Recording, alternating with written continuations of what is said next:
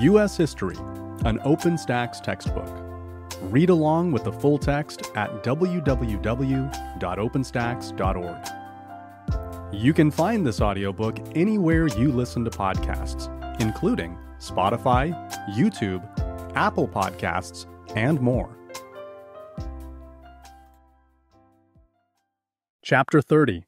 Political Storms at Home and Abroad, 1968 to 1980.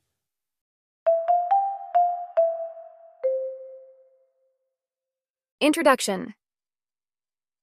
From May 4th to November 4th, 1974, a universal exposition was held in the city of Spokane, Washington. This World's Fair Expo 74, and the postage stamp issued to commemorate it, reflected many of the issues and interests of the 1970s.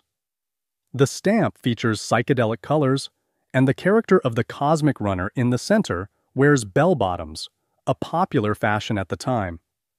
The theme of the fair was the environment, a subject beginning to be of great concern to people in the United States, especially the younger generation and those in the hippie counterculture.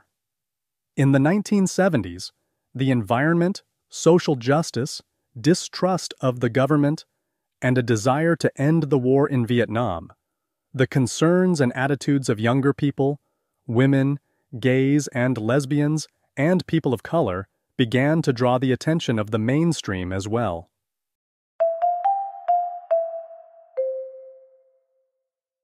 .1 Identity Politics in a Fractured Society. Learning Objectives. By the end of this section, you will be able to describe the counterculture of the 1960s, explain the origins of the American Indian movement and its major activities, assess the significance of the gay rights and women's liberation movements. The political divisions that plagued the United States in the 1960s were reflected in the rise of identity politics in the 1970s. As people lost hope of reuniting as a society with common interests and goals, many focused on issues of significance to the subgroups to which they belonged, based on culture, ethnicity, sexual orientation, gender, and religion. Hippies and the counterculture. In the late 1960s and early 1970s, many young people came to embrace a new wave of cultural dissent.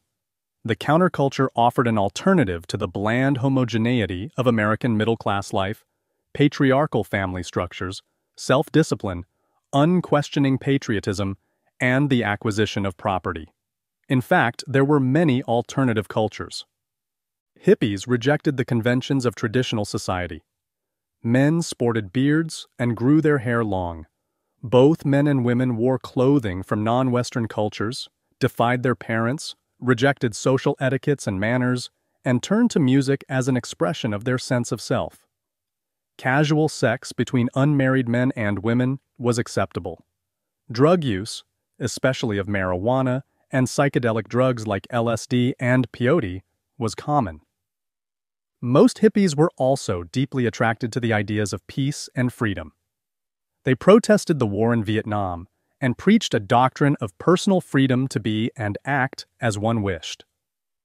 Some hippies dropped out of mainstream society altogether and expressed their disillusionment with the cultural and spiritual limitations of American freedom. They joined communes, usually in rural areas, to share a desire to live closer to nature, respect for the earth, a dislike of modern life, and a disdain for wealth and material goods. Many communes grew their own organic food. Others abolished the concept of private property, and all members shared willingly with one another. Some sought to abolish traditional ideas regarding love and marriage, and free love was practiced openly. One of the most famous communes was the Farm, established in Tennessee in 1971. Residents adopted a blend of Christian and Asian beliefs.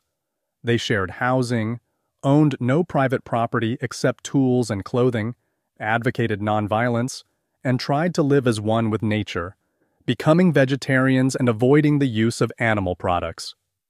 They smoked marijuana in an effort to reach a higher state of consciousness and to achieve a feeling of oneness and harmony. Music, especially rock and folk music, occupied an important place in the counterculture. Concerts provided the opportunity to form seemingly impromptu communities to celebrate youth, rebellion, and individuality. In mid-August 1969, nearly 400,000 people attended a music festival in rural Bethel, New York, many for free. They jammed roads throughout the state, and thousands had to be turned around and sent home. 32 acts performed for a crowd that partook freely of marijuana, LSD, and alcohol during the rainy three-day event that became known as Woodstock, after the nearby town, and became the cultural touchstone of a generation. No other event better symbolized the cultural independence and freedom of Americans coming of age in the 1960s. My story. Glenn Weiser on attending Woodstock. On the way to Woodstock, Glenn Weiser remembers that the crowds were so large they essentially turned it into a free concert. As we got closer to the site on Thursday, August 14th, 1969, we heard that so many people had already arrived that the crowd had torn down the fences enclosing the festival grounds. In fact, they were never put up to begin with. Everyone was being allowed in for free. Early on Friday afternoon, about a dozen of us got together and spread out some blankets on the grass at a spot about a third of the way up the hill on stage right, and then dropped LSD. I took Orange Sunshine, a strong, clean dose in an orange tab that was perhaps the best street acid ever. Underground chemists in Southern California had made millions of doses, and the nation was flooded with it that summer. We smoked some tasty black hashish to amuse ourselves while waiting for the acid to hit, and sat back to groove along with Richie Havens. In 2 hours, we were all soaring, and everything was just fine. In fact, it couldn't have been better. There I was with my beautiful hometown friends, higher than a church steeple and listening to wonderful music in the cool summer weather of the Catskills. After all, the dirty little secret of the late 60s was that psychedelic drugs taken in a pleasant setting could be completely exhilarating. Glenn Weiser. Woodstock, 1969 remembered. In this account, Glenn Weiser describes both the music and his drug use. What social trends did Woodstock reflect? How might the festival have influenced American culture and society, both aesthetically and behaviorally? American Indian protest. As the young, primarily white men and women who became hippies strove to create new identities for themselves, they borrowed liberally from other cultures, including that of Native Americans. At the same time, many Native Americans were themselves seeking to maintain their culture or retrieve elements that had been lost. In 1968, a group of American Indian activists, including Dennis Banks, George Mitchell, and Clyde Belcourt, convened a gathering of 200 people in Minneapolis, Minnesota, and formed the American Indian Movement, AAM. The organizers were urban dwellers, frustrated by decades of poverty and discrimination. In 1970, the average life expectancy of Native Americans was 46 years compared to the national average of 69. The suicide rate was twice that of the general population, and the infant mortality rate was the highest in the country. Half of all Native Americans lived on reservations, where unemployment reached 50%. Among those in cities, 20% lived below the poverty line. On November 20th, 1969, a small group of Native American activists landed on Alcatraz Island, the former site of a notorious federal prison, in San Francisco Bay. They announced plans to build an American Indian Cultural Center, including a history museum, an ecology center, and a spiritual sanctuary. People on the mainland provided supplies by boat, and celebrities visited Alcatraz to publicize the cause. More people joined the occupiers until, at one point, they numbered about 400. From the beginning, the federal government negotiated with them to persuade them to leave. They were reluctant to accede, but over time, the occupiers began to drift away of their own accord. Government forces removed the final holdouts on June 11, 1971, 19 months after the occupation began. The next major demonstration came in 1972, when AIM members and others marched on Washington, D.C., a journey they called the Trail of Broken Treaties, and occupied the offices of the Bureau of Indian Affairs, BIA. The group presented a list of demands, which included improved housing, education, and economic opportunities in Native American communities, the drafting of new treaties, the return of native lands, and protections for native religions and culture. The most dramatic event staged by AIM was the occupation of the community of Wounded Knee, South Dakota, in February 1973. Wounded Knee, on the Pine Ridge Indian Reservation, had historical significance. It was the site of an 1890 massacre of members of the Lakota tribe by the U.S. Army. AM went to the reservation following the failure of a group of Oglala to impeach the tribal president Dick Wilson, whom they accused of corruption and the use of strong-arm tactics to silence critics.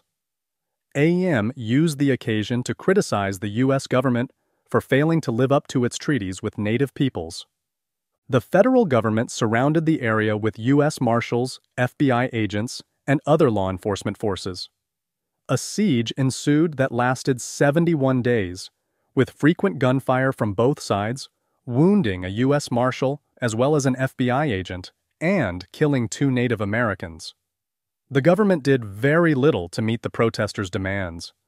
2 AM leaders, Dennis Banks and Russell Means, were arrested, but charges were later dismissed. The Nixon administration had already halted the federal policy of termination and restored millions of acres to tribes. Increased funding for Native American education, healthcare, legal services, housing, and economic development followed, along with the hiring of more Native American employees in the BIA. Defining American. Proclamation to the Great White Father and all his people. In occupying Alcatraz Island, American Indian activists sought to call attention to their grievances and expectations about what America should mean. At the beginning of the 19-month occupation, Mohawk Richard Oakes delivered the following proclamation. We, the Native Americans, reclaim the land known as Alcatraz Island in the name of all American Indians by right of discovery. We wish to be fair and honorable in our dealings with the Caucasian inhabitants of this land, and hereby offer the following treaty. We will purchase said Alcatraz Island for $24 in glass beads and red cloth, a precedent set by the white man's purchase of a similar island about 300 years ago. We feel that this so-called Alcatraz Island is more than suitable for an Indian reservation, as determined by the white man's own standards. By this we mean that this place resembles most Indian reservations in that 1. It is isolated from modern facilities and without adequate means of transportation. 2. It has no fresh running water. 3. It has inadequate sanitation facilities. 4. There are no oil or mineral rights. 5. There is no industry and so unemployment is very great. 6. There are no healthcare facilities. 7. The soil is rocky and non-productive, and the land does not support game. 8. There are no educational facilities. 9. The population has always exceeded the land base. 10. The population has always been held as prisoners and kept dependent upon others. Further, it would be fitting and symbolic that ships from all over the world, entering the Golden Gate, would first see Indian land, and thus be reminded of the true history of this nation. This tiny island would be a symbol of the great lands once ruled by free and noble Indians. What does the Alcatraz Proclamation reveal about the Native American view of U.S. history? Gay rights. Combined with the sexual revolution and the feminist movement of the 1960s, the counterculture helped establish a climate that fostered the struggle for gay and lesbian rights. Lesbian, gay, bisexual, transgender, and queer people, later abbreviated as LGBTQ, had long been denied rights and had been perceived as threatening. As discussed earlier, LGBTQ veterans were dishonorably discharged without benefits, and LGBTQ people were cast under a cloud of suspicion during the McCarthy era. But that mistreatment was only a small part of the anti-gay oppression. By most considerations, LGBTQ people's very existence was criminalized. Sexual relations between same-sex couples were illegal in most states until the 1980s, and various city and state ordinances disallowed members of the same sex from dancing or even holding hands with each other. Other laws were used to require that people wear clothing deemed appropriate to their gender. These statutes gave authorities the ability to harass, detain, arrest, sexually humiliate, and prosecute people for their identity. Perhaps worse, it led to extensive anti-LGBTQ violence that was rarely investigated or prosecuted. Many gay rights groups were founded in Los Angeles and San Francisco, cities that were administrative centers in the network of U.S. military installations and the places where many gay men suffered dishonorable discharges. The first post-war organization for gay and lesbian civil rights, the Mattachine Society, was launched in Los Angeles in 1950. The first national organization for lesbians, the Daughters of Bilitis, was founded in San Francisco 5 years later. In 1966, the city became home to the world's first organization for transgender people, the National Transsexual Counseling Unit. Transsexual was a more commonly used term at the time, and in 1967, the Sexual Freedom League of San Francisco was born. Through these organizations and others, LGBTQ activists fought against the criminalization and discrimination of their sexual identities on a number of occasions throughout the 1960s, employing strategies of both protests and litigation. However, the most famous event in the gay rights movement took place not in San Francisco, but in New York City. Early in the morning of June 28, 1969, police raided a Greenwich Village gay bar called the Stonewall Inn. Although such raids were common, the response of the Stonewall patrons was anything but. As the police prepared to arrest many of the customers, especially transgender people, who were particular targets for police harassment, a crowd began to gather. Angered by the brutal treatment of the prisoners, the crowd attacked. Beer bottles and bricks were thrown. The police barricaded themselves inside the bar and waited for reinforcements. The riot continued for several hours and resumed the following night. Shortly thereafter, activists formed the Gay Liberation Front and Gay Activists Alliance and began to protest discrimination, homophobia, and violence against gay people, promoting gay liberation and gay pride. With a call for gay men and women to come out, a consciousness-raising campaign that shared many principles with the counterculture, gay and lesbian communities moved from the urban underground into the political sphere.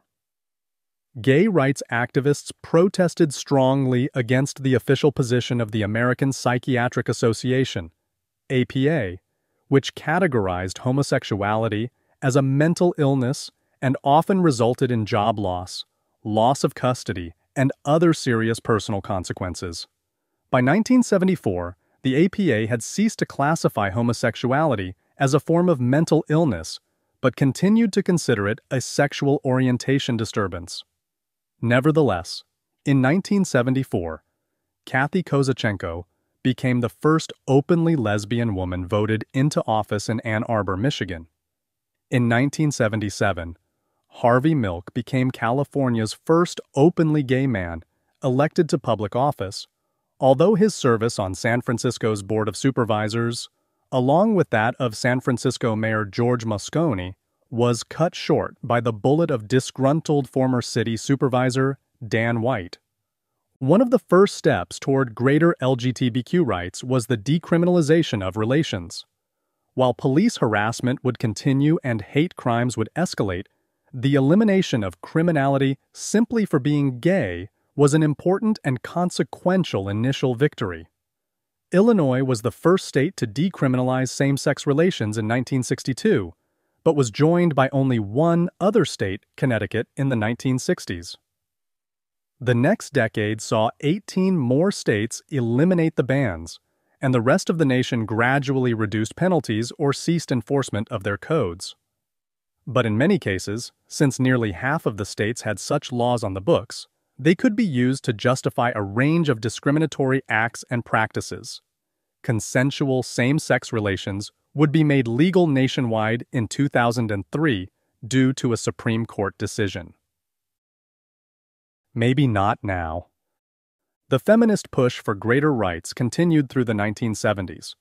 The media often ridiculed feminists as women's libbers and focused on more radical organizations like WITCH, Women's International Terrorist Conspiracy from Hell, a loose association of activist groups. Many reporters stressed the most unusual goals of the most radical women, calls for the abolition of marriage, and demands that manholes be renamed personholes. The majority of feminists, however, sought meaningful accomplishments. In the 1970s, they opened battered women's shelters and successfully fought for protection from employment discrimination for pregnant women, reform of rape laws, such as the abolition of laws requiring a witness to corroborate a woman's report of rape, criminalization of domestic violence, and funding for schools that sought to counter sexist stereotypes of women. In 1973, the U.S. Supreme Court in Roe v. Wade invalidated a number of state laws under which abortions obtained during the first 3 months of pregnancy were illegal. This made a non-therapeutic abortion a legal medical procedure nationwide. Many advances in women's rights were the result of women's greater engagement in politics. For example, Patsy Mink, the first Asian American woman elected to Congress, was the co-author of the Education Amendments Act of 1972, Title IX of which prohibits sex discrimination in education. Mink had been interested in fighting discrimination in education since her youth, when she opposed racial segregation in campus housing while a student at the University of Nebraska. She went to law school after being denied admission to medical school because of her gender. Like Mink, many other women sought and won political office, many with the help of the National Women's Political Caucus, NWPC. In 1971, the NWPC was formed by Bella Abzug, Gloria Steinem, Shirley Chisholm, Merle Evers-Williams, and other leading feminists to encourage women's participation in political parties, elect women to office, and raise money for their campaigns. Shirley Chisholm personally took up the mantle of women's involvement in politics. Born of immigrant parents, she earned degrees from Brooklyn College and Columbia University, and began a career in early childhood education and advocacy. In the 1950s, she joined various political action groups, worked on election campaigns, and pushed for housing and economic reforms. After leaving one organization over its refusal to involve women in the decision-making process, she sought to increase gender and racial diversity within political and activist organizations throughout New York City. In 1968, she became the first black woman elected to Congress. Refusing to take the quiet role expected of new representatives, she immediately began sponsoring bills and initiatives. She spoke out against the Vietnam War and fought for programs such as Head Start and the National School Lunch Program, which was eventually signed into law after Chisholm led an effort to override a presidential veto. Chisholm would eventually undertake a groundbreaking presidential run in 1972. As a presidential candidate, Chisholm faced pressure from an unexpected source, her closest colleagues. Men within the Congressional Black Caucus, which she co-founded, disagreed with her pluralistic political coalition. The Democratic Party did not allow her to participate in the televised primary debates, and she was only allowed one speech. She noted, "Black male politicians are no different from white male politicians. This woman thing is so deep. I found it out in this campaign if I never knew it before." Despite all this, Shirley Chisholm earned 10% of the total Democratic delegates and became a nationally influential figure. The ultimate political goal of the National Organization for Women, NOW, was the passage of an Equal Rights Amendment, ERA. The amendment passed Congress in March 1972 and was sent to the states for ratification with a deadline of 7 years for passage. If the amendment was not ratified by 38 states by 1979, it would die. 22 states ratified the ERA in 1972 and 8 more in 1973. In the next 2 years, only 4 states voted for the amendment. In 1979, still 4 votes short, the amendment received a brief reprieve when Congress agreed to a 3-year extension, but it never passed, as the result of the well-organized opposition of Christian and other socially conservative grassroots organizations.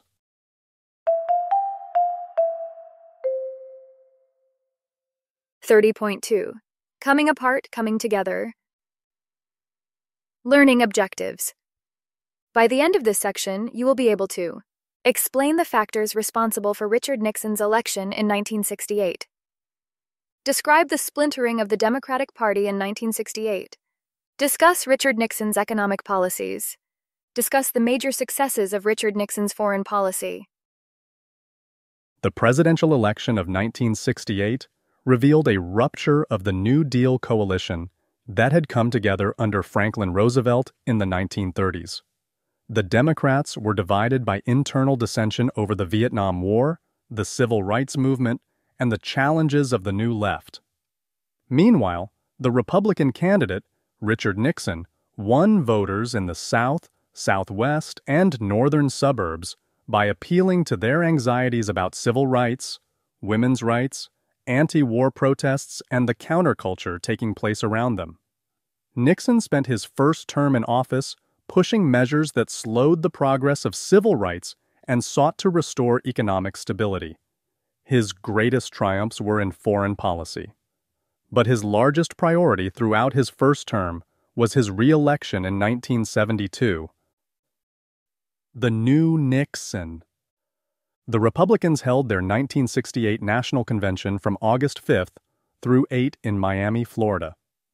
Richard Nixon quickly emerged as the front-runner for the nomination, ahead of Nelson Rockefeller and Ronald Reagan. This success was not accidental. From 1962, when he lost his bid for the governorship of California, to 1968, Nixon had been collecting political credits by branding himself as a candidate who could appeal to mainstream voters and by tirelessly working for other Republican candidates. In 1964, for example, he vigorously supported Barry Goldwater's presidential bid and thus built good relationships with the new conservative movement in the Republican Party. Although Goldwater lost the 1964 election, his vigorous rejection of New Deal state and social legislation, along with his support of states' rights, proved popular in the Deep South, which had resisted federal efforts at racial integration. Taking a lesson from Goldwater's experience, Nixon also employed a Southern strategy in 1968. Denouncing segregation and the denial of the vote to African Americans, he nevertheless maintained that Southern states be allowed to pursue racial equality at their own pace and criticized forced integration. Nixon thus garnered the support of South Carolina's senior senator and avid segregationist Strom Thurmond, which helped him win the Republican nomination on the first ballot. Nixon also courted northern blue-collar workers, whom he later called the silent majority, to acknowledge their belief that their voices were seldom heard. These voters feared the social changes taking place in the country. Anti-war protests challenged their own sense of patriotism and civic duty, whereas the recreational use of new drugs threatened their cherished principles of self-discipline, and urban riots invoked the specter of a racial reckoning. Government action on behalf of the marginalized raised the question of whether its traditional constituency, the white middle class, would lose its privileged place in American politics. Some felt left behind as the government turned to the problems of African Americans. Nixon's promises of stability and his emphasis on law and order appealed to them. He portrayed himself as a fervent patriot who would take a strong stand against racial unrest and anti-war protests. Nixon harshly critiqued Lyndon Johnson's Great Society, and he promised a secret plan to end the war in Vietnam honorably and bring home the troops. He also promised to reform the Supreme Court, which he contended had gone too far in coddling criminals. Under Chief Justice Earl Warren, the court had used the due process and equal protection clauses of the 14th Amendment to grant those accused under state law the ability to defend themselves and secure protections against unlawful search and seizure, cruel and unusual punishment, and self-incrimination. Nixon had found the political capital that would ensure his victory in the suburbs, which produced more votes than either urban or rural areas. He championed Middle America, which was fed up with social convulsions and called upon the country to come together. His running mate, Spiro T. Agnew, a former governor of Maryland, blasted the Democratic ticket as fiscally irresponsible and soft on communism. Nixon and Agnew's message thus appealed to northern middle-class and blue-collar white people, as well as southern white people who had fled to the suburbs in the wake of the Supreme Court's pro-integration decision in Brown versus Board of Education. Democrats in disarray. By contrast, in early 1968, the political constituency that Lyndon Johnson had cobbled together to win the presidency in 1964 seemed to be falling apart. When Eugene McCarthy, the Democratic senator from Minnesota, announced that he would challenge Johnson in the primaries in an explicitly anti-war campaign, Johnson was overwhelmingly favored by Democratic voters.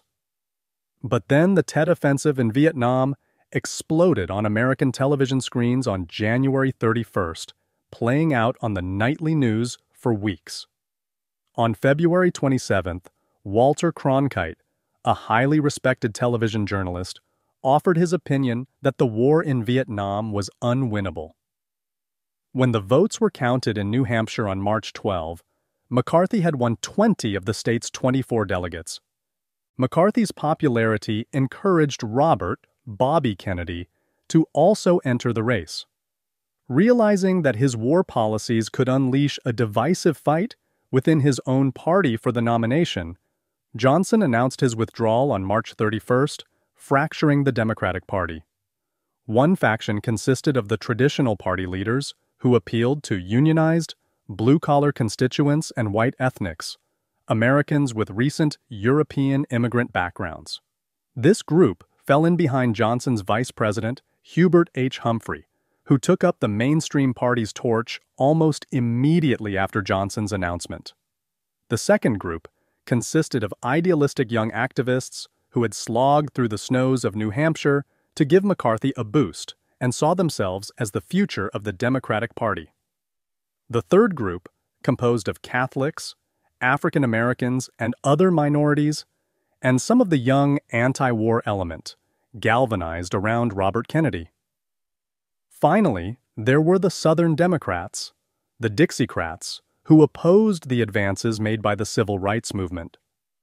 Some found themselves attracted to the Republican candidate Richard Nixon. Many others, however, supported the third-party candidacy of segregationist George C. Wallace, the former governor of Alabama.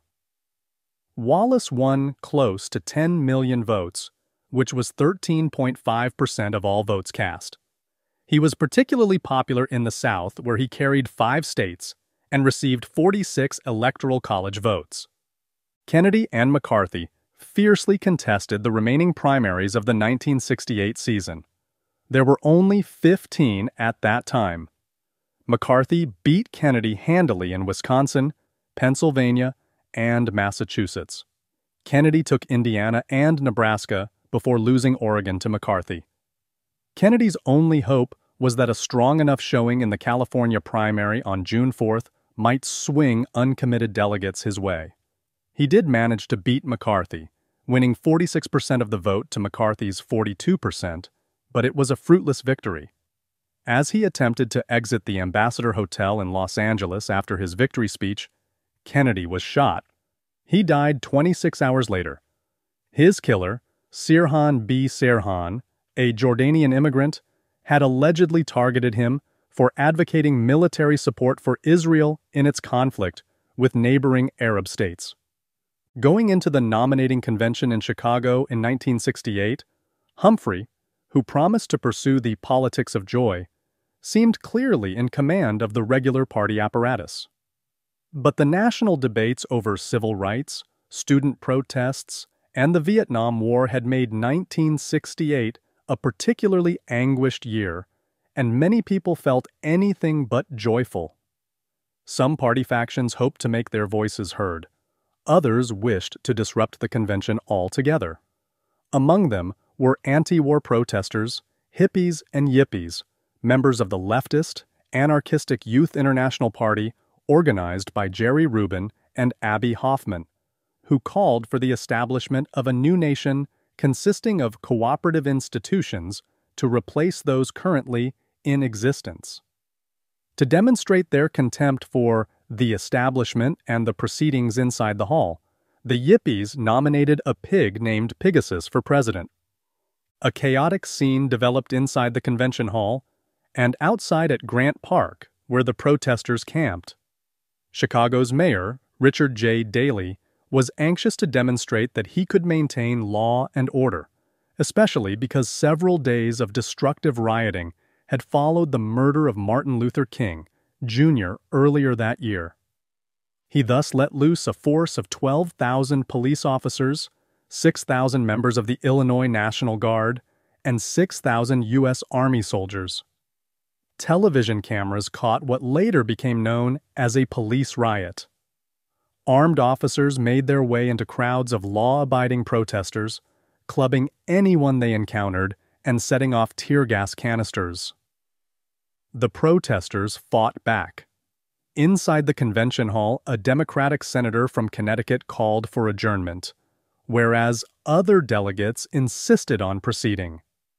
Ironically, Hubert Humphrey received the nomination and gave an acceptance speech in which he spoke in support of law and order. When the convention ended, Rubin, Hoffman, and 5 other protesters, called the Chicago 7, were placed on trial for inciting a riot. The domestic Nixon. The images of violence and the impression of things spinning out of control seriously damaged Humphrey's chances for victory. Many liberals and young anti-war activists, disappointed by his selection over McCarthy and still shocked by the death of Robert Kennedy, did not vote for Humphrey. Others turned against him because of his failure to chastise the Chicago police for their violence. Some resented the fact that Humphrey had received 1,759 delegates on the first ballot at the convention, nearly 3 times the number won by McCarthy, even though in the primaries he had received only 2% of the popular vote. Many loyal Democratic voters at home, shocked by the violence they saw on television, turned away from their party, which seemed to have attracted dangerous radicals, and began to consider Nixon's promises of law and order. As the Democratic Party collapsed, Nixon successfully campaigned for the votes of both working and middle-class white Americans, winning the 1968 election. Although Humphrey received nearly the same percentage of the popular vote, Nixon easily won the Electoral College, gaining 301 votes to Humphrey's 191 and Wallace's 46. Once elected, Nixon began to pursue a policy of deliberate neglect of the civil rights movement and the needs of ethnic minorities. For example, in 1969, for the first time in 15 years, federal lawyers sided with the state of Mississippi when it sought to slow the pace of school desegregation. Similarly, Nixon consistently showed his opposition to buzzing to achieve racial desegregation. He saw that restricting African American activity was a way of undercutting a source of votes for the Democratic Party and sought to overhaul the provisions of the Voting Rights Act of 1965. In March 1970, he commented that he did not believe an open America had to be homogeneous or fully integrated, maintaining that it was natural for members of ethnic groups to live together in their own enclaves. In other policy areas, especially economic ones, Nixon was either moderate or supportive of the progress of African Americans.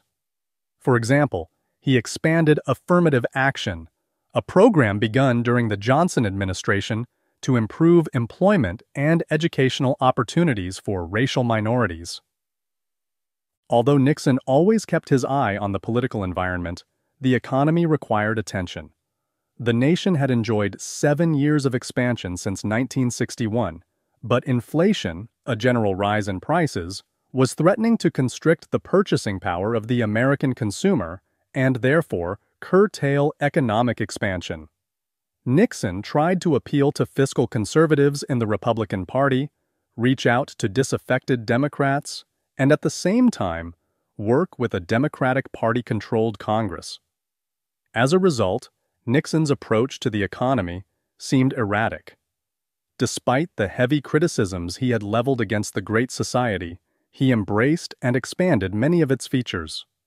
In 1969, he signed a tax bill that eliminated the investment tax credit and moved some 2 million of the poorest people off the tax rolls altogether. He federalized the food stamp program and established national eligibility requirements, and signed into law the automatic adjustments for inflation of Social Security payments. On the other hand, he won the praise of conservatives with his new federalism, drastically expanding the use of federal block grants to states to spend as they wished without strings attached. By mid-1970, a recession was beginning, and unemployment was 6.2%, twice the level under Johnson. After earlier efforts at controlling inflation with controlled federal spending, economists assumed that reduced federal spending and borrowing would curb the amount of money in circulation and stabilize prices. Nixon proposed a budget with an $11 billion deficit in 1971. The hope was that more federal funds in the economy would stimulate investment and job creation. When the unemployment rate refused to budge the following year, he proposed a budget with a $25 billion deficit. At the same time, he tried to fight continuing inflation by freezing wages and prices for 90 days, which proved to be only a temporary fix. The combination of unemployment and rising prices posed an unfamiliar challenge to economists whose fiscal policies of either expanding or contracting federal spending could only address one side of the problem at the cost of the other. This phenomenon of stagflation, a term that combined the economic conditions of stagnation and inflation, outlived the Nixon administration, enduring into the early 1980s. The origins of the nation's new economic troubles were not just a matter of policy. Post-war industrial development in Asia and Western Europe, especially in Germany and Japan, had created serious competition to American businesses. By 1971, American appetites for imports left foreign central banks with billions of U.S. currency, which had been fixed to gold in the International Monetary and Trade Agreement of Bretton Woods back in 1944. When foreign dollar holdings exceeded U.S. gold reserves in 1971, President Nixon allowed the dollar to flow freely against the price of gold.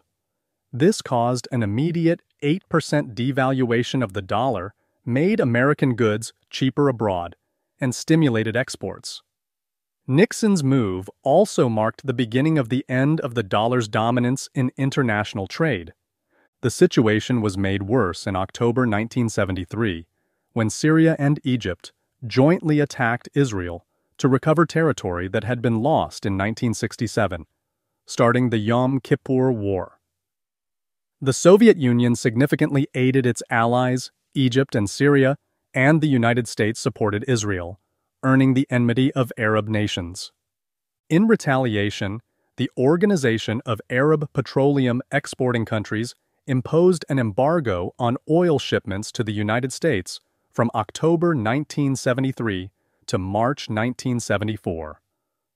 The ensuing shortage of oil pushed its price from $3 a barrel to $12 a barrel. The average price of gasoline in the United States shot from 38 cents a gallon before the embargo to 55 cents a gallon in June 1974, and the prices of other goods whose manufacture and transportation relied on oil or gas also rose and did not come down.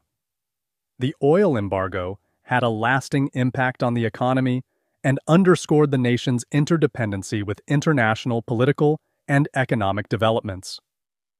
Faced with high fuel prices, American consumers panicked. Gas stations limited the amount customers could purchase and closed on Sundays as supplies ran low. To conserve oil, Congress reduced the speed limit on interstate highways to 55 miles per hour. People were asked to turn down their thermostats, and automobile manufacturers in Detroit explored the possibility of building more fuel-efficient cars. Even after the embargo ended, prices continued to rise, and by the end of the Nixon years in 1974, inflation had soared to 12.2%.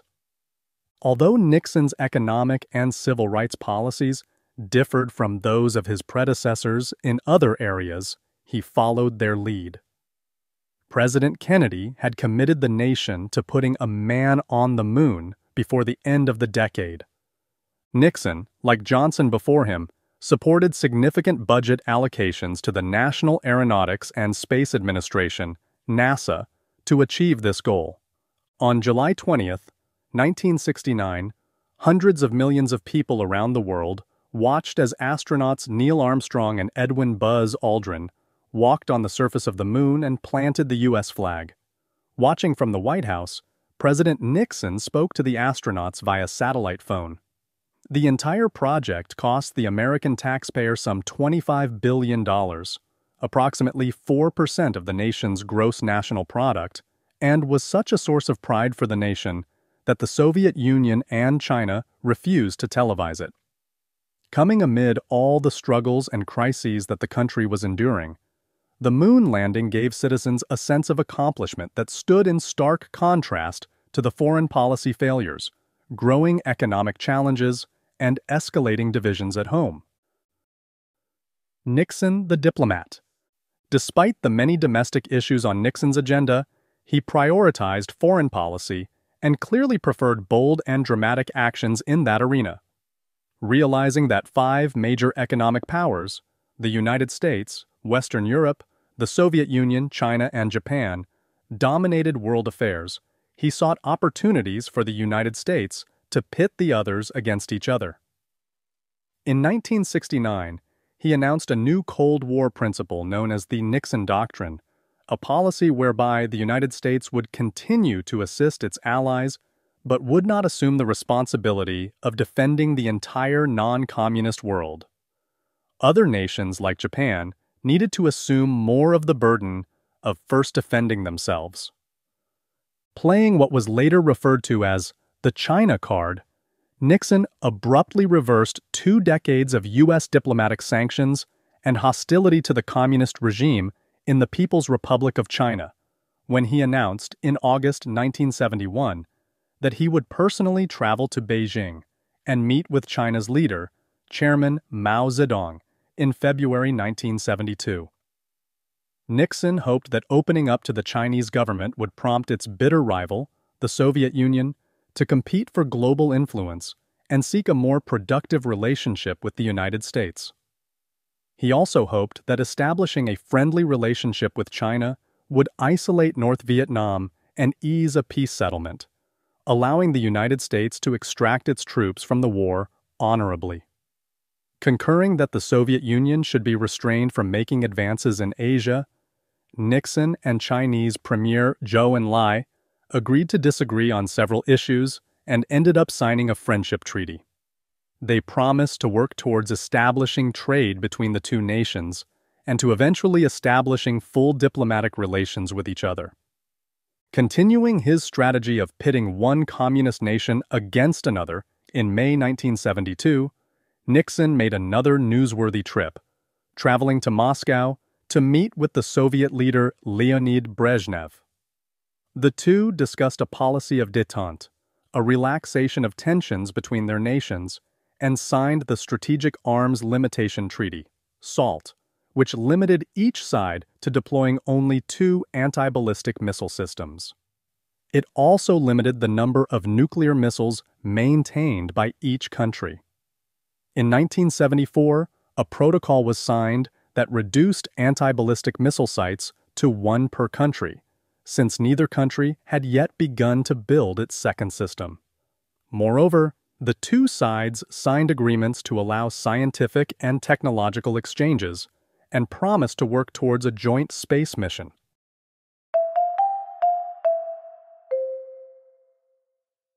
.3 Vietnam, the downward spiral. Learning objectives.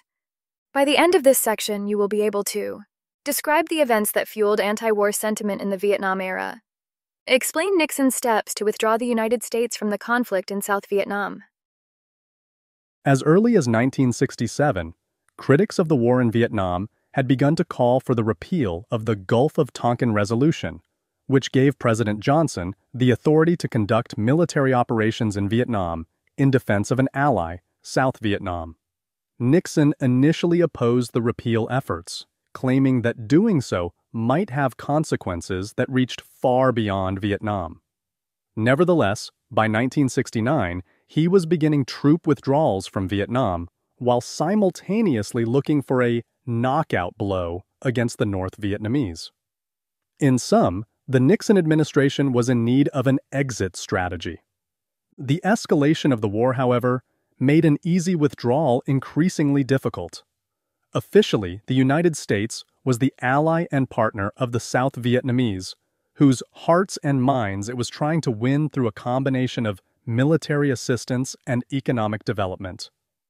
In reality, however, U.S. soldiers, who found themselves fighting in an inhospitable environment thousands of miles from home, to protect people who often resented their presence and aided their enemies, came to regard the Vietnamese as backward, cowardly people and the government of South Vietnam as hopelessly inefficient and corrupt. Instead of winning hearts and minds, U.S. warfare in Vietnam cost the lives and limbs of U.S. troops and millions of Vietnamese combatants and civilians.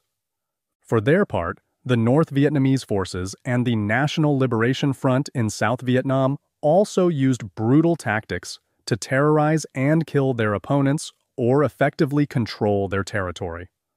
Political assassinations and forced indoctrination were common. Captured U.S. soldiers frequently endured torture and imprisonment. My Lai. Racism on the part of some U.S. soldiers and a desire to retaliate against those they perceived to be responsible for harming U.S. troops affected the conduct of the war. A war correspondent who served in Vietnam noted, "In motivating the GI to fight by appealing to his racist feelings, the United States military discovered that it had liberated an emotion over which it was to lose control. It was not unusual for U.S. soldiers to evacuate and burn villages suspected of shielding Viet Cong fighters, both to deprive the enemy of potential support and to enact revenge for enemy brutality. Troops shot at farmers' water buffalo for target practice. American and South Vietnamese use of napalm, a jellied gasoline that sticks to the objects it burns, was common. Originally developed to burn down structures during World War II in Vietnam, it was directed against human beings as well, as had occurred during the Korean War. On March 16, 1968, men from the U.S. Army's 23rd Infantry Division committed one of the most notorious atrocities of the war. About 100 soldiers commanded by Captain Ernest Medina were sent to destroy the village of My Lai, which was suspected of hiding Viet Cong fighters. Although there was later disagreement regarding the captain's exact words, the platoon leaders believed the order to destroy the enemy included killing women and children. Having suffered 28 casualties in the past 3 months, the men of Charlie Company were under severe stress and extremely apprehensive as they approached the village. 2 platoons entered it, shooting randomly. A group of 70 to 80 unarmed people, including children and infants, were forced into an irrigation ditch by members of the 1st Platoon under the command of Lieutenant William L. Calley, Jr. Despite their proclamations of innocence, the villagers were shot. Houses were set on fire, and as the inhabitants tried to flee, they were killed with rifles, machine guns, and grenades. The U.S. troops were never fired upon, and one soldier later testified that he did not see any man who looked like a Viet Cong fighter. The precise number of civilians killed that day is unclear. The numbers range from 347 to 504. None were armed. Although not all the soldiers in My Lai took part in the killings, no one attempted to stop the massacre before the arrival by helicopter of Warrant Officer Hugh Thompson, who, along with his crew, attempted to evacuate women and children. Upon returning to his base, Thompson immediately reported the events taking place at My Lai. Shortly thereafter, Medina ordered Charlie Company to cease fire. Although Thompson's crew members confirmed his account, none of the men from Charlie Company gave a report, and a cover-up began almost immediately. The Army first claimed that 150 people, the majority of them Viet Cong, had been killed during a firefight with Charlie Company.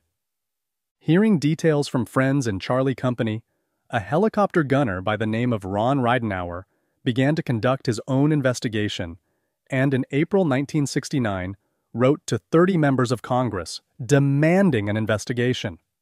By September 1969, the Army charged Lieutenant Calley with premeditated murder. Many Americans were horrified at the graphic footage of the massacre. The incident confirmed their belief that the war was unjust and not being fought on behalf of the Vietnamese people.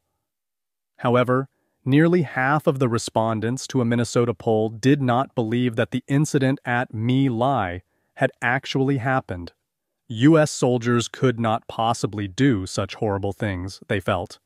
They were certain that American goals in Vietnam were honorable, and speculated that the anti-war movement had concocted the story to generate sympathy for the enemy. Calley was found guilty in March 1971 and sentenced to life in prison. Nationwide, hundreds of thousands of Americans joined a Free Calley campaign. 2 days later, President Nixon released him from custody and placed him under house arrest at Fort Benning, Georgia. In August of that same year, Calley's sentence was reduced to 20 years, and in September 1974, he was paroled. The only soldier convicted in the massacre, he spent a total of 3.5 years under house arrest for his crimes. Defining American, Vietnam Veterans Against the War Statement. Many U.S. soldiers disapproved of the actions of their fellow troops. Indeed, a group of Vietnam veterans formed the organization Vietnam Veterans Against the War, VVAW. Small at first, it grew to perhaps as many as 20,000 members.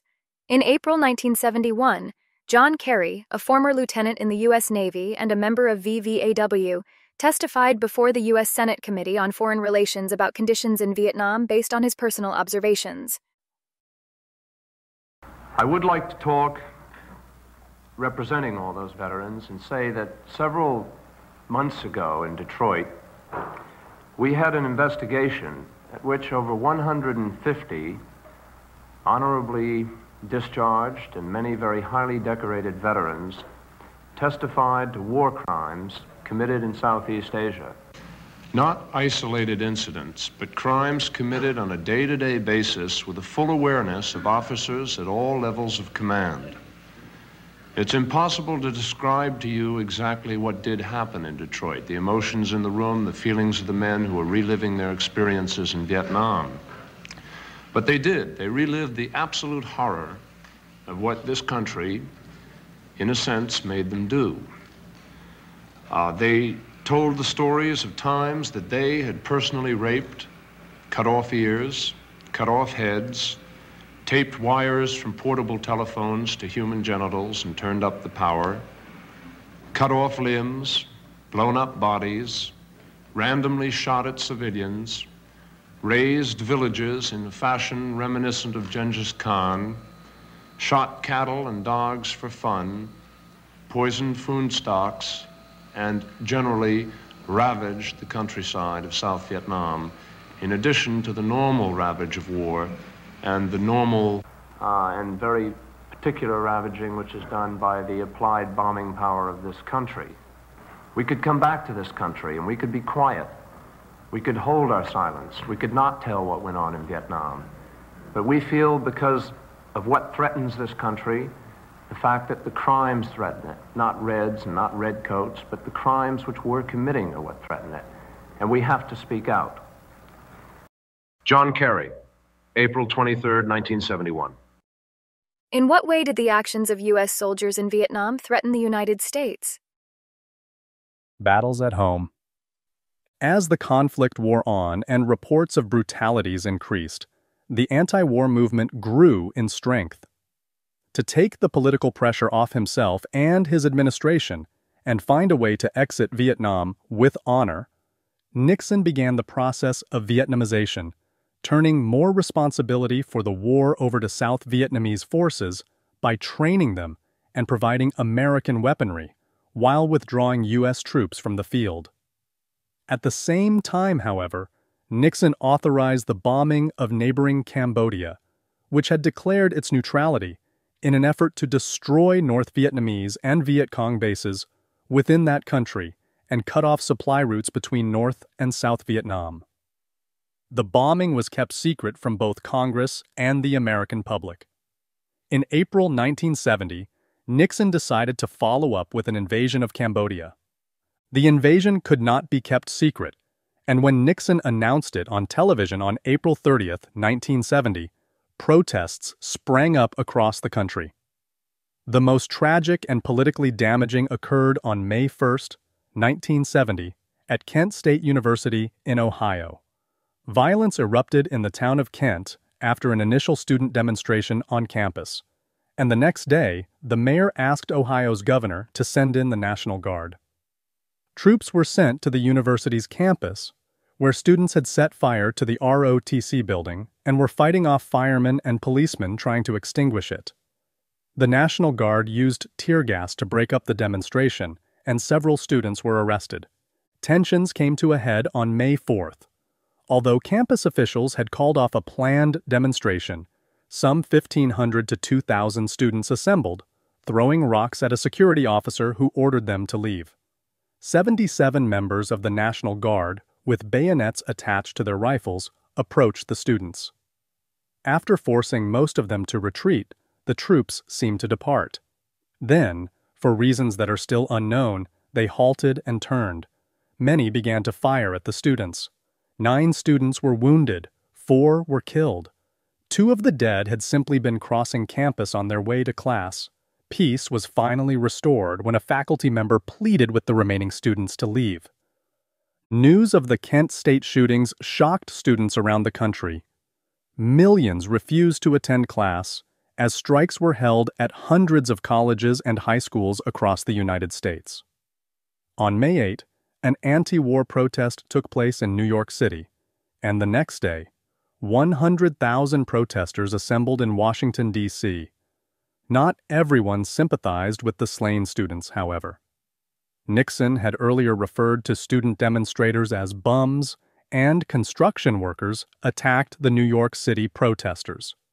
A Gallup poll revealed that most Americans blamed the students for the tragic events at Kent State.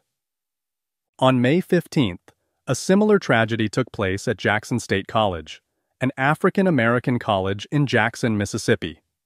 Once again, students gathered on campus to protest the invasion of Cambodia, setting fires and throwing rocks. The police arrived to disperse the protesters who had gathered outside a women's dormitory. Shortly after midnight, the police opened fire with shotguns. The dormitory windows shattered, showering people with broken glass. 12 were wounded, and 2 young men, one a student at the college and the other a local high school student, were killed. Pulling out of the quagmire, ongoing protests, campus violence, and the expansion of the war into Cambodia deeply disillusioned Americans about their role in Vietnam. Understanding the nation's mood, Nixon dropped his opposition to a repeal of the Gulf of Tonkin Resolution of 1964. In January 1971, he signed Congress's revocation of the notorious blanket military authorization. Gallup polls taken in May of that year revealed that only 28% of the respondents supported the war. Many felt it was not only a mistake, but also immoral. Just as influential as anti-war protests and campus violence in turning people against the war was the publication of documents the media dubbed the Pentagon Papers in June 1971. These were excerpts from a study prepared during the Johnson administration that revealed the true nature of the conflict in Vietnam.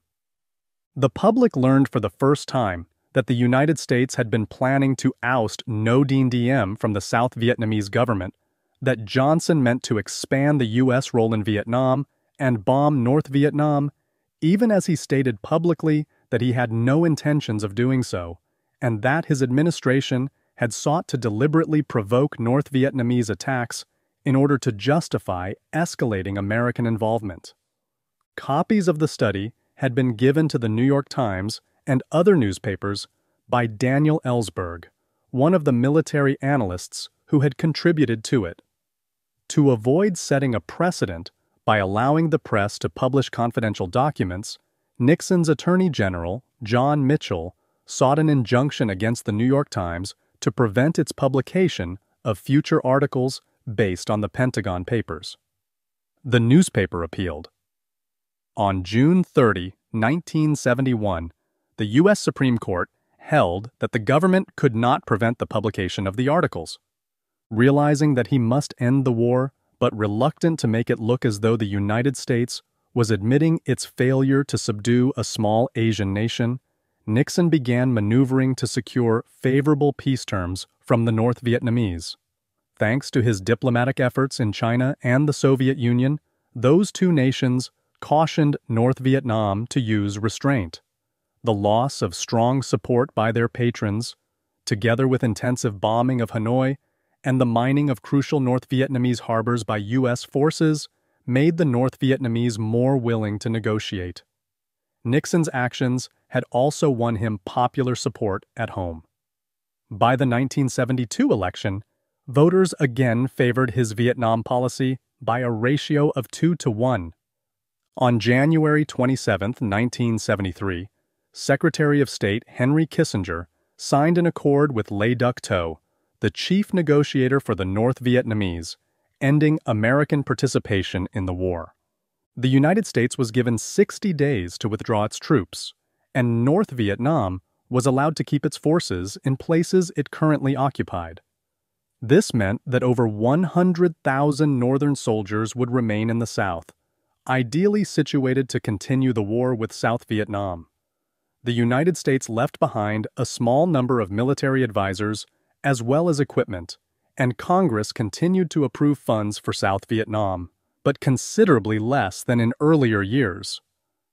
So the war continued, but it was clear the South could not hope to defeat the North. As the end was nearing, the United States conducted several operations to evacuate children from the South. On the morning of April 29, 1975, as North Vietnamese and Viet Cong forces moved through the outskirts of Saigon, orders were given to evacuate Americans and South Vietnamese who had supported the United States. Unable to use the airport, helicopters ferried Americans and Vietnamese refugees who had fled to the American embassy to ships off the coast. North Vietnamese forces entered Saigon the next day, and the South surrendered. The war had cost the lives of more than 1.5 million Vietnamese combatants and civilians, as well as over 58,000 U.S. troops. But the war had caused another, more intangible casualty: the loss of consensus, confidence, and a sense of moral high ground in the American political culture.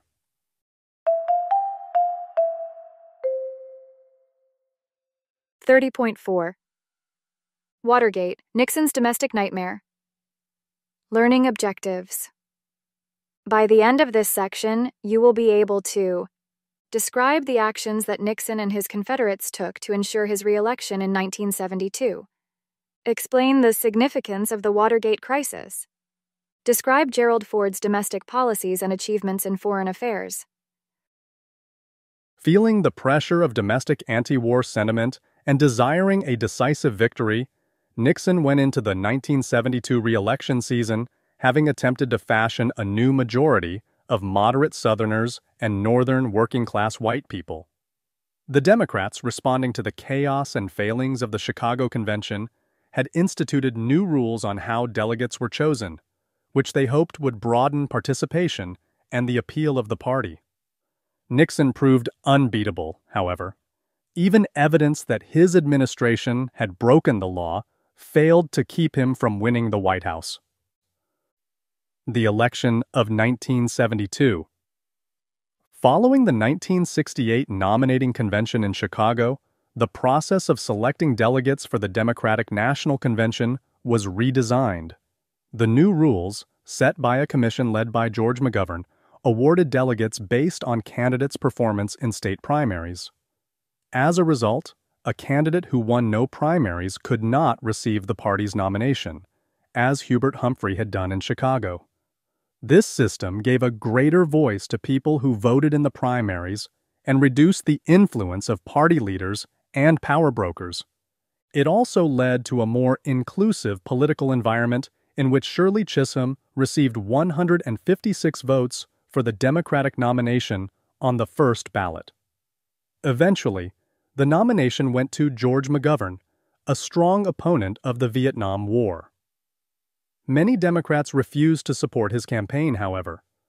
Working and middle-class voters turned against him too after allegations that he supported women's right to an abortion and the decriminalization of drug use. McGovern's initial support of vice presidential candidate Thomas Eagleton in the face of revelations that Eagleton had undergone electroshock treatment for depression, followed by his withdrawal of that support and acceptance of Eagleton's resignation, also made McGovern look indecisive and unorganized. Nixon and the Republicans led from the start. To increase their advantage, they attempted to paint McGovern as a radical leftist who favored amnesty for draft dodgers. In the Electoral College, McGovern carried only Massachusetts and Washington, D.C. Nixon won a decisive victory of 520 electoral votes to McGovern's 17. One Democrat described his role in McGovern's campaign as recreation director on the Titanic. High crimes and misdemeanors. Nixon's victory over a Democratic Party in disarray was the most remarkable landslide since Franklin D. Roosevelt's re-election in 1936. But Nixon's victory was short-lived, however, for it was soon discovered that he and members of his administration had routinely engaged in unethical and illegal behavior during his first term. Following the publication of the Pentagon Papers, for instance, the Plumbers, a group of men used by the White House to spy on the president's opponents and stop leaks to the press, broke into the office of Daniel Ellsberg's psychiatrist to steal Ellsberg's file and learn information that might damage his reputation. During the presidential campaign, the Committee to Re-elect the President, CREEP, decided to play dirty tricks on Nixon's opponents. Before the New Hampshire Democratic primary, a forged letter supposedly written by Democratic hopeful Edmund Muskie, in which he insulted French Canadians, one of the state's largest ethnic groups, was leaked to the press. Men were assigned to spy on both McGovern and Senator Edward Kennedy. One of them managed to masquerade as a reporter on board McGovern's press plane. Men pretending to work for the campaigns of Nixon's Democratic opponents contacted vendors in various states to rent or purchase materials for rallies. The rallies were never held, of course, and Democratic politicians were accused of failing to pay the bills they owed. CREEP's most notorious operation, however, was its break-in at the offices of the Democratic National Committee, DNC, in the Watergate office complex in Washington, D.C., as well as its subsequent cover-up. On the evening of June 17, 1972, the police arrested 5 men inside DNC headquarters. According to a plan originally proposed by CREEP's general counsel and White House plumber G. Gordon Liddy, the men were to wiretap DNC telephones. The FBI quickly discovered that 2 of the men had E. Howard Hunt's name in their address books. Hunt was a former CIA officer and also one of the plumbers. In the following weeks, yet more connections were found between the burglars and CREEP, and in October 1972, the FBI revealed evidence of illegal intelligence gathering by CREEP for the purpose of sabotaging the Democratic Party. Nixon won his re-election handily in November. Had the president and his re-election team not pursued a strategy of dirty tricks, Richard Nixon would have governed his second term with one of the largest political leads in the 20th century. In the weeks following the Watergate break-in, Bob Woodward and Carl Bernstein, reporters for The Washington Post, received information from several anonymous sources, including one known to them only as Deep Throat, that led them to realize the White House was deeply implicated in the break-in. As the press focused on other events, Woodward and Bernstein continued to dig and publish their findings, keeping the public's attention on the unfolding scandal. Years later, Deep Throat was revealed to be Mark Felt, then the FBI's associate director. The Watergate crisis. Initially, Nixon was able to hide his connection to the break-in and the other wrongdoings alleged against members of CREEP. However, by early 1973, the situation quickly began to unravel. In January, the Watergate burglars were convicted, along with Hunt and Liddy. Trial Judge John Sirica was not convinced that all the guilty had been discovered. In February, confronted with evidence that people close to the president were connected to the burglary, the Senate appointed the Watergate Committee to investigate. 10 days later, in his testimony before the Senate Judiciary Committee, L. Patrick Gray, acting director of the FBI, admitted destroying evidence taken from Hunt's safe by John Dean, the White House counsel, after the burglars were caught. On March 23, 1973, Judge Sirica publicly read a letter from one of the Watergate burglars alleging that perjury had been committed during the trial. Less than 2 weeks later, Jeb Magruder, a deputy director of CREEP, admitted lying under oath and indicated that Dean and John Mitchell, who had resigned as Attorney General to become the director of CREEP, were also involved in the break-in and its cover-up. Dean confessed, and on April 30th, Nixon fired him and requested the resignation of his aides, John Ehrlichman and H.R. Haldeman, also implicated.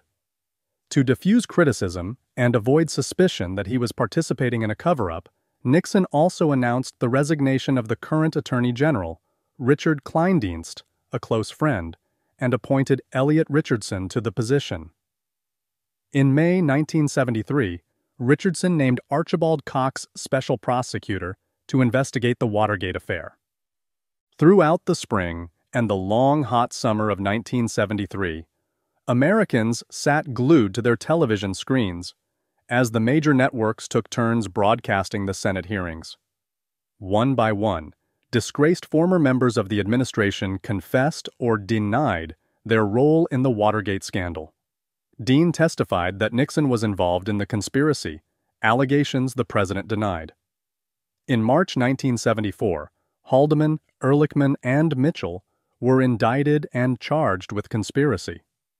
Without evidence clearly implicating the president, the investigation might have ended if not for the testimony of Alexander Butterfield, a low-ranking member of the administration, that a voice-activated recording system had been installed in the Oval Office. The president's most intimate conversations had been caught on tape. Cox and the Senate subpoenaed them.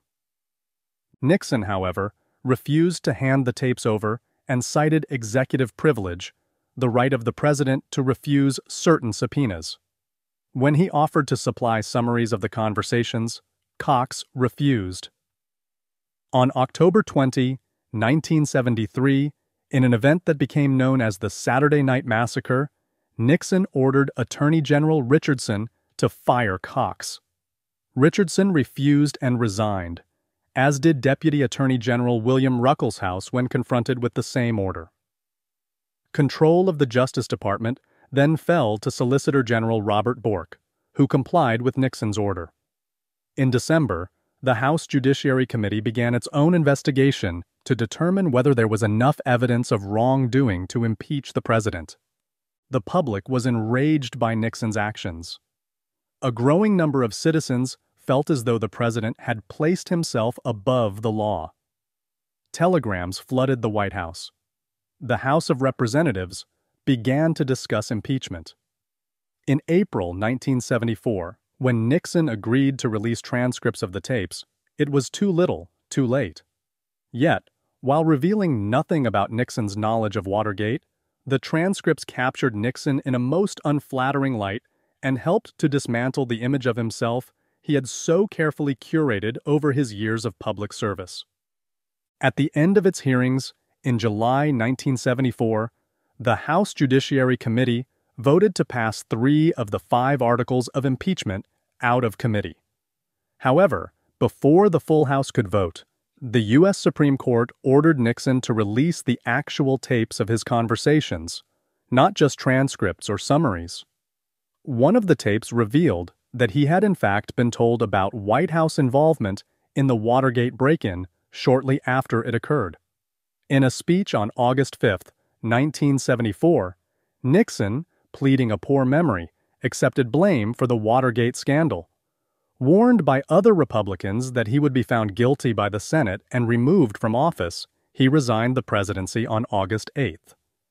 Nixon's resignation, which took effect the next day, did not make the Watergate scandal vanish. Instead, it fed a growing suspicion of government felt by many. The events of Vietnam had already showed that the government could not be trusted to protect the interests of the people or tell them the truth. For many, Watergate confirmed these beliefs, and the suffix "gate" attached to a word has since come to mean a political scandal. Ford, not a Lincoln. When Gerald R. Ford took the oath of office on August 9, 1974, he understood that his most pressing task was to help the country move beyond the Watergate scandal. His declaration that our long national nightmare is over, our great republic is a government of laws and not of men, was met with almost universal applause. It was indeed an unprecedented time. Ford was the first vice president chosen under the terms of the 25th Amendment, which provides for the appointment of a vice president in the event the incumbent dies or resigns. Nixon had appointed Ford, a longtime House representative from Michigan, known for his honesty, following the resignation of embattled Vice President Spiro T. Agnew over a charge of failing to report income. A lenient charge since this income stemmed from bribes he had received as the governor of Maryland. Ford was also the first vice president to take office after a sitting president's resignation, and the only chief executive never elected either president or vice president. One of his first actions as president was to grant Richard Nixon a full pardon.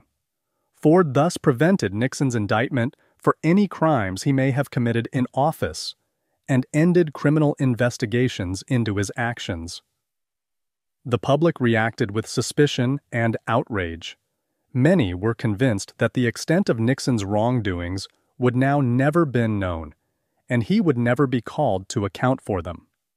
When Ford chose to run for the presidency in 1976, the pardon returned to haunt him. As president, Ford confronted monumental issues, such as inflation, a depressed economy, and chronic energy shortages. He established his policies during his first year in office, despite opposition from a heavily Democratic Congress. In October 1974, he labeled inflation the country's most dangerous public enemy and sought a grassroots campaign to curtail it by encouraging people to be disciplined in their consuming habits and increase their savings. The campaign was titled "Whip Inflation Now" and was advertised on brightly colored win buttons volunteers were to wear. When recession became the nation's most serious domestic problem, Ford shifted to measures aimed at stimulating the economy. Still fearing inflation, however, he vetoed a number of non-military appropriations bills that would have increased the already large budget deficit. Ford's economic policies ultimately proved unsuccessful. Because of opposition from a Democratic Congress, his foreign policy accomplishments were also limited. When he requested money to assist the South Vietnamese government in its effort to repel North Vietnamese forces, Congress refused. Ford was more successful in other parts of the world. He continued Nixon's policy of détente with the Soviet Union, and he and Secretary of State Kissinger achieved further progress in the second round of SALT talks. In August 1975, Ford went to Finland and signed the Helsinki Accords with Soviet Premier Leonid Brezhnev. This agreement essentially accepted the territorial boundaries that had been established at the end of World War II in 1945. It also exacted a pledge from the signatory nations that they would protect human rights within their countries. Many immigrants to the United States protested Ford's actions because it seemed as though he had accepted the status quo and left their homelands under Soviet domination. Others considered it a belated American acceptance of the world as it really was.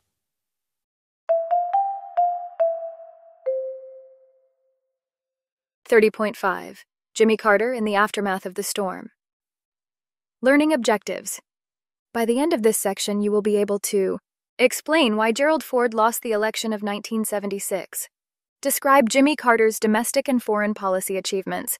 Discuss how the Iranian hostage crisis affected the Carter presidency. At his inauguration in January 1977, President Jimmy Carter began his speech by thanking outgoing President Gerald Ford for all he had done to heal the scars left by Watergate. American gratitude had not been great enough to return Ford to the Oval Office, but enthusiasm for the new president was not much greater in the new atmosphere of disillusionment with political leaders. Indeed, Carter won his party's nomination and the presidency largely because the Democratic leadership had been decimated by assassination and the taint of Vietnam, and he had carefully positioned himself as an outsider who could not be blamed for current policies. Ultimately, Carter's presidency proved a lackluster one that was marked by economic stagnation at home and humiliation overseas. The election of 1976. President Ford won the Republican nomination for the presidency in 1976, narrowly defeating former California Governor Ronald Reagan, but he lost the election to his Democratic opponent, Jimmy Carter. Carter ran on an anti-Washington ticket, making a virtue of his lack of experience in what was increasingly seen as the corrupt politics of the nation's capital. Accepting his party's nomination, the former governor of Georgia pledged to combat racism and sexism as well as overhaul the tax structure. He openly proclaimed his faith as a born-again Christian and promised to change the welfare system and provide comprehensive healthcare coverage for neglected citizens who deserved compassion. Most importantly, Jimmy Carter promised that he would never lie. Ford's pardon of Richard Nixon had alienated many Republicans. That, combined with the stagnant economy, cost him votes, and Jimmy Carter, an engineer and former naval officer who portrayed himself as a humble peanut farmer, prevailed, carrying all the southern states, except Virginia and Oklahoma. Ford did well in the West, but Carter received 50% of the popular vote to Ford's 48%, and 297 electoral votes to Ford's 240. On the inside, making a virtue of his lack of political experience, especially in Washington, Jimmy Carter took office with less practical experience in executive leadership and the workings of the national government than any president since Calvin Coolidge. His first executive act was to fulfill a campaign pledge to grant unconditional amnesty to young men who had evaded the draft during the Vietnam War. Despite the early promise of his rhetoric, within a couple of years of his taking office, liberal Democrats claimed Carter was the most conservative Democratic president since Grover Cleveland. In trying to manage the relatively high unemployment rate of 7.5% and inflation that had risen into the double digits by 1978, Carter was only marginally effective. His tax reform measure of 1977 was weak and failed to close the grossest of loopholes. His deregulation of major industries, such as aviation and trucking, was intended to force large companies to become more competitive. Consumers benefited in some ways. For example, airlines offered cheaper fares to beat their competitors. However, some companies, like Pan American World Airways, instead went out of business. Carter also expanded various social programs, improved housing for the elderly, and took steps to improve workplace safety. Because the high cost of fuel continued to hinder economic expansion, the creation of an energy program became a central focus of his administration. Carter stressed energy conservation, encouraging people to insulate their houses and rewarding them with tax credits if they did so, and pushing for the use of coal, nuclear power, and alternative energy sources such as solar power to replace oil and natural gas. To this end, Carter created the Department of Energy. Carter and a new direction in foreign affairs. Carter believed that U.S. foreign policy should be founded upon deeply held moral principles and national values. The mission in Vietnam had failed, he argued, because American actions there were contrary to moral values. His dedication to peace and human rights significantly changed the way that the United States conducted its foreign affairs. He improved relations with China, ended military support to Nicaraguan dictator Anastasio Somoza, and helped arrange for the Panama Canal to be returned to Panamanian control in 1999. He agreed to a new round of talks with the Soviet Union, SALT II, and brought Israeli Prime Minister Menachem Begin and Egyptian President Anwar Sadat to the United States to discuss peace between their countries. Their meetings at Camp David, the presidential retreat in Maryland, led to the signing of the Camp David Accords in September 1978. This, in turn, resulted in the drafting of a historic peace treaty between Egypt and Israel in 1979. Despite achieving many successes in the area of foreign policy, Carter made a more controversial decision in response to the Soviet Union's 1979 invasion of Afghanistan. In January 1980, he declared that if the USSR did not withdraw its forces, the United States would boycott the 1980 Summer Olympic Games in Moscow. The Soviets did not retreat, and the United States did not send a team to Moscow. Only about half of the American public supported this decision, and despite Carter's call for other countries to join the boycott, very few did so. Hostages to history. Carter's biggest foreign policy problem was the Iranian hostage crisis, whose roots lay in the 1950s. In 1953, the United States had assisted Great Britain in the overthrow of Prime Minister Mohammad Mossadegh, a rival of Mohammad Reza Pahlavi, the Shah of Iran. Mossadegh had sought greater Iranian control over the nation's oil wealth, which was claimed by British companies. Following the coup, the Shah assumed complete control of Iran's government. He then disposed of political enemies and eliminated dissent through the use of SAVAK, a secret police force trained by the United States. The United States also supplied the Shah's government with billions of dollars in aid. As Iran's oil revenue grew, especially after the 1973 oil embargo against the United States, the pace of its economic development and the size of its educated middle class also increased, and the country became less dependent on U.S. aid. Its population increasingly blamed the United States for the death of Iranian democracy and faulted it for its consistent support of Israel. Despite the Shah's unpopularity among his own people, the result of both his brutal policies and his desire to westernize Iran, the United States supported his regime. In February 1979, the Shah was overthrown when revolution broke out, and a few months later, he departed for the United States for medical treatment. The long history of U.S. support for him and its offer of refuge greatly angered Iranian revolutionaries.